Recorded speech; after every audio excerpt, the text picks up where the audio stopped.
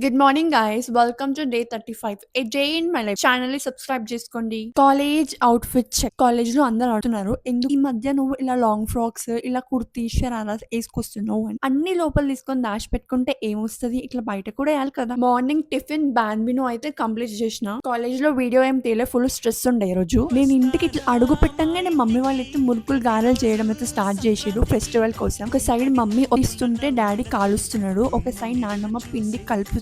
ఇలా ఫ్యామిలీ అందరం కలిసి చేసుకుంటే చాలా బాగుంటుంది కదా. అందులో మా తమ్ముడు మిస్సింగ్. మరి నువ్వేం పని చేస్తున్నావు అక్క అని కామెంట్స్ నన్ను వేసుకుంటారు కదా గైస్. నేను వీడియో తీస్తున్నా, అది పెద్ద పని నాకు. స్టూల్ ఎక్కి మరి తీస్తున్నా గైస్, డెడికేషన్ నాకు. మేమైతే ట్రిప్ కి అయితే వెళ్తున్నాం. సో ఇంకా నా బట్టలన్నీ సరుకుంటున్నా.